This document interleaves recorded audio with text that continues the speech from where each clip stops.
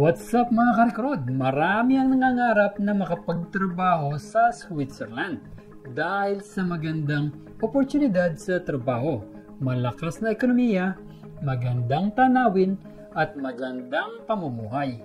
Ngunit isa sa mga pinakamahirap na pasukin ang Switzerland, lalo na kung ikaw ay gustong magtrabaho doon sa pamamagitan ng kanilang work visa. Sa video ito ay pag-uusapan natin kung paano nga ba makakuha ng visa at sponsorship visa sa bansang Switzerland. Kaya kung interesado ka, panoorin lamang ang kabuuan ng video ito. Sa video ito ay pag-uusapan natin ang mga sumusunod. Pagtatrabaho sa Switzerland, kailangan mo ba ng work visa? Mga benepisyo kung magtatrabaho ka sa Switzerland. Mga uri ng work visa sa Switzerland. Mga requirements at eligibility sa Switzerland work visa. Application process. Saan makakahanap ng trabaho sa Switzerland? At iba pang mahalagang bagay na dapat mong malaman tungkol sa pagtatrabaho sa Switzerland.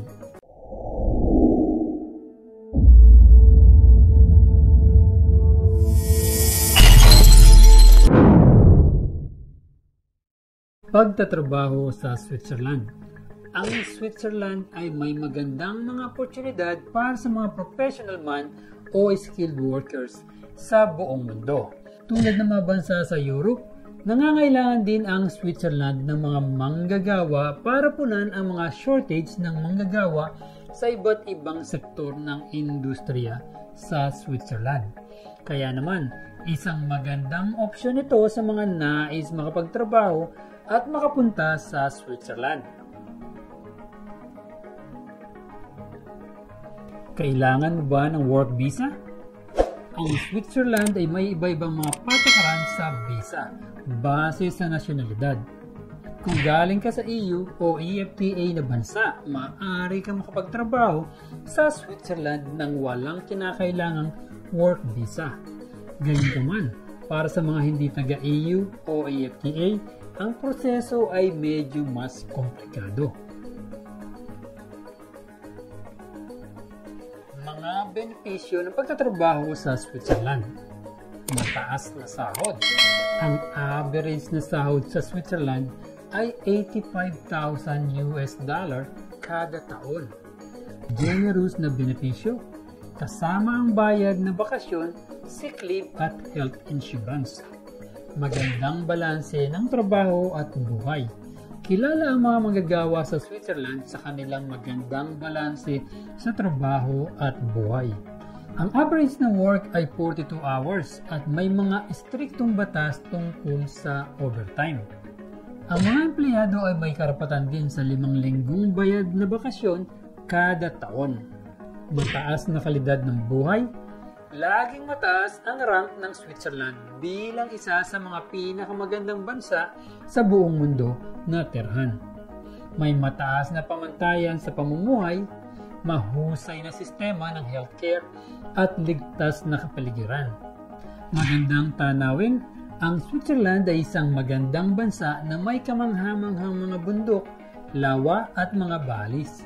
Kung mahilig ka sa mga outdoor na aktibidad, tiyak na magugustuhan mo ang pamumuhay sa Switzerland. Pension plan. Ang mga Swiss employer ay kinakailangan mag-ambag sa pension plan para sa kanilang mga empleyado. Ibig sabihin nito, may tiyak kang kita sa pagre-retiro.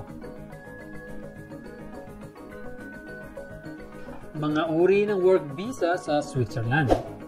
Permit L, short-term residence.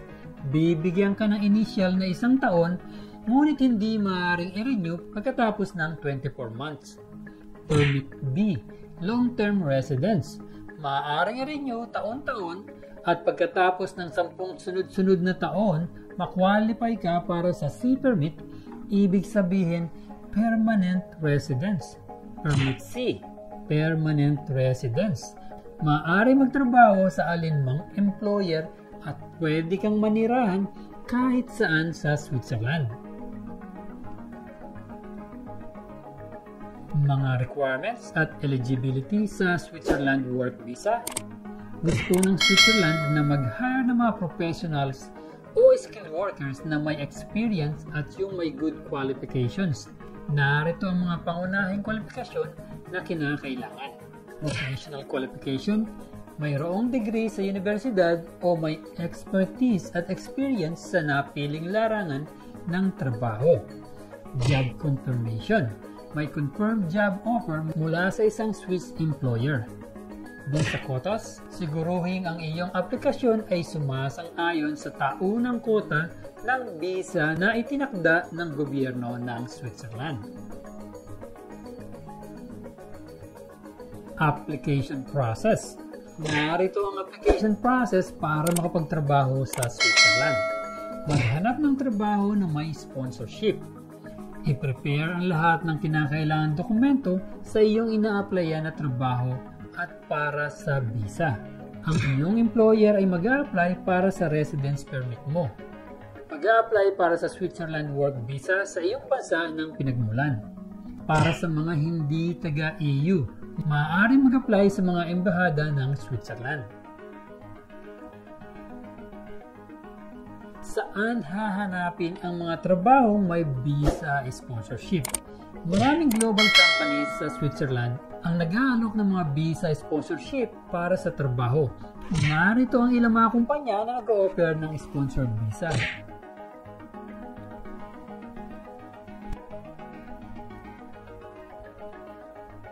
Iba pang mahalagang bagay na dapat malaman tungkol sa pagtatrabaho sa Switzerland. Gamitin ang website tulad nito para makahanap ng trabaho na hindi nangangailangan ng degree. Siguruhin humanap ng permanenteng posisyon para makakuha ng full sponsorship, kumuha ng work permit at visa lalo na kung hindi ka parte ng Europe. Nag-iba ang application process, depende sa pinagmulan mo o sa iyong bansa. Kaya ugaliing mag-research para makasigurado. I-check nyo kung may language requirements ang iyong ina-applyang trabaho. Para sa mga karagdagang impormasyon ng visa, bisitahin ang official website ng Switzerland. Dito, naman po mga karkrod, sana ang video ito ay maging gabay upang kayo ay makapag-apply ng trabaho sa Switzerland. Talaga naman isa itong napakagandang oportunidad na maaari mong applyan. Kung sa tingin mo ikaw ay may kwalifikasyon o pasok ka sa mga requirements sa pagtatrabaho sa Switzerland, kung may mga kakilala kang may balak magtrabaho abroad, maaari i-share lamang po ang video na ito upang sila ay magkaroon ng chance na makapag-apply sa napakagandang oportunidad na ito. Sa video ito ay pinag-usapan natin ang mga sumusunod. Pagtatrabaho sa Switzerland, kailangan mo ba ng work visa? Mga benepisyo kung magtatrabaho ka sa Switzerland, mga uri ng work visa sa Switzerland, mga requirements at eligibility sa Switzerland work visa, application process, saan makakahanap ng trabaho sa Switzerland, at iba pang mahalagang bagay na dapat malaman tungkol sa pagtatrabaho sa Switzerland. Para sa kalaman ng lahat na ang Recruit PH ay may live stream every month na kung saan ay mag-i-enjoy na kayo at magkakaroon pa kayo ng chance na manalo ng 10,000 pesos. Meron itong Early Birds Raffle, isang tanong isang sagot, raffle, at bingo na kung saan ay may jackpot prize na 10,000 pesos. At para sa aming masugid na followers at subscribers ay meron ding top fan of the month bilang YouTube commenter, FB reactor, at FB commenter.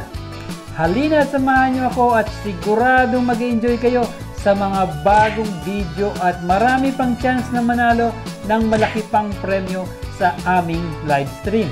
Sana ay may panibago kayong natutunan. Please, abangan ang aming mga susunod pang mga video at sigurado mag-enjoy kayo at marami kayong matututunan. At kung may mga katanungan tungkol sa ating napag-usapan, huwag po kayong mag-alangan na ilagay ang inyong mga katanungan sa comments section upang mabigyan po namin kayo ng kasagutan.